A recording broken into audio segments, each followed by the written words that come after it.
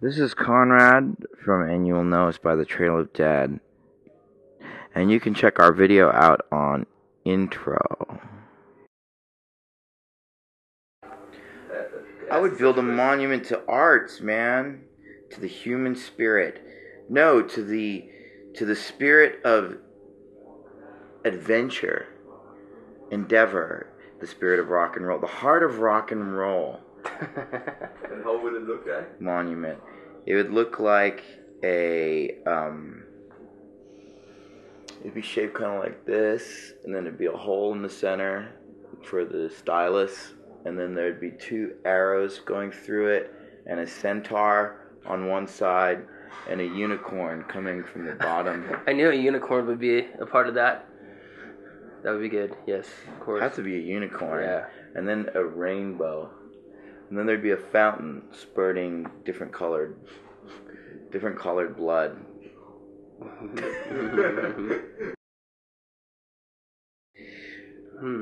Probably Detroit.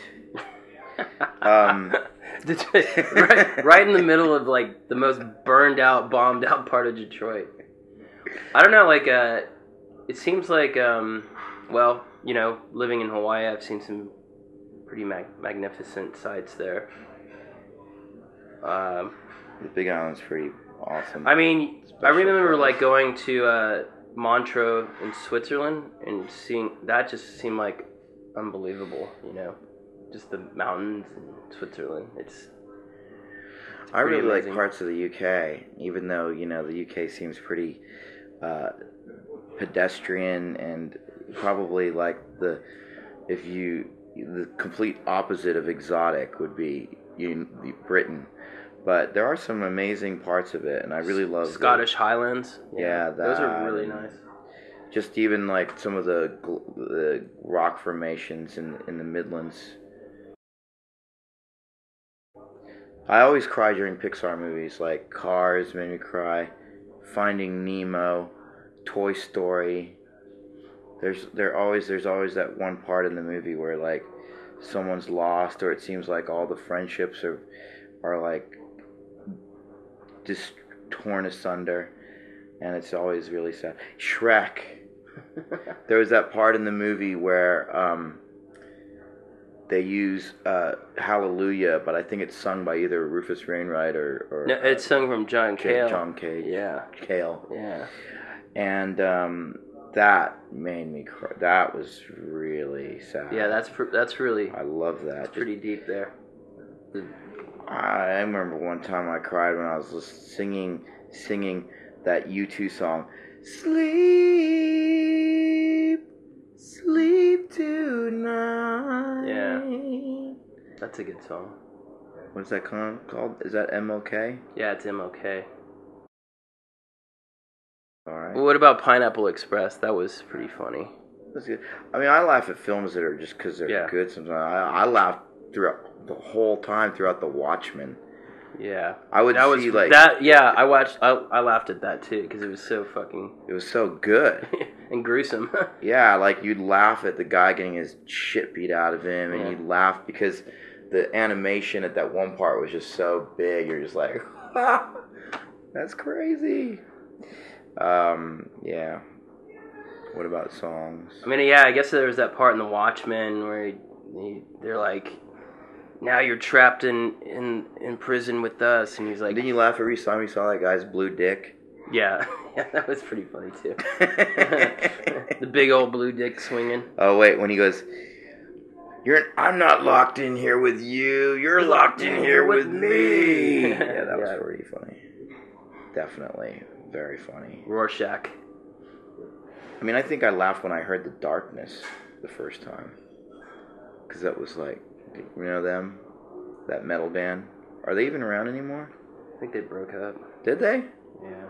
Gosh, I don't really keep up. Probably a new invention. Probably a new like way to replenish the atmosphere, or you know, the ozone layer. I mean, something that's probably going to help, you know, I guess keep the environment somewhat sustainable. That's That would be probably the most practical. How about impractical? Well, maybe we should just invent like gas masks so that we can breathe in this new toxic environment of the future. Just mass-produced maybe we gas would just mask. instead of that we make lungs that are Gills. We just live in this toxic. So that we can live in the post-apocalyptic fallout. That's so bleak. bleak.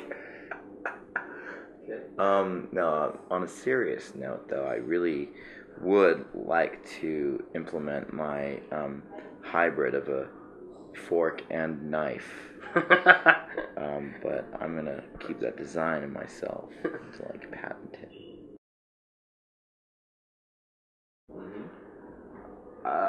What? What are you useless at? What am I useless at? I'm pretty shitty at basketball. I would have to say I'm really bad at all sports except. I mean, one time we good at soccer. We used to be decent at football or whatever, soccer. Volleyball. I'm good at badminton, but basketball, man, I fucking suck. I don't ever want to see anybody watching me play basketball.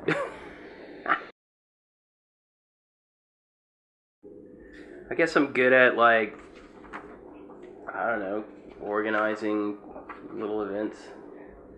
My little world, you know, my imaginary world. I don't know. It's kind of funny because, like, you know, I don't know. I feel like for me, I'm like not really good at anything, but I can do it all. Just apply myself to it.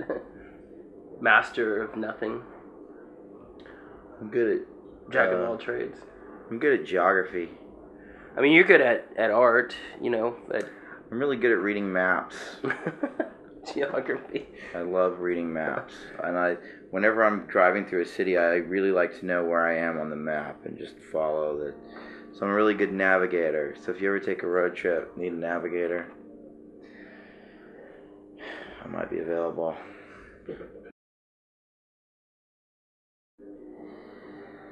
Ooh, I guess. God, pick one. Yeah. I've got them all. Probably like probably one of the worst is scratching my balls, you know, in public. That's really bad. That's not a habit. That's a bad habit. That's just an adjustment. That's an adjustment process. That's wardrobe. That's what all men have to deal with every day. That's wardrobe.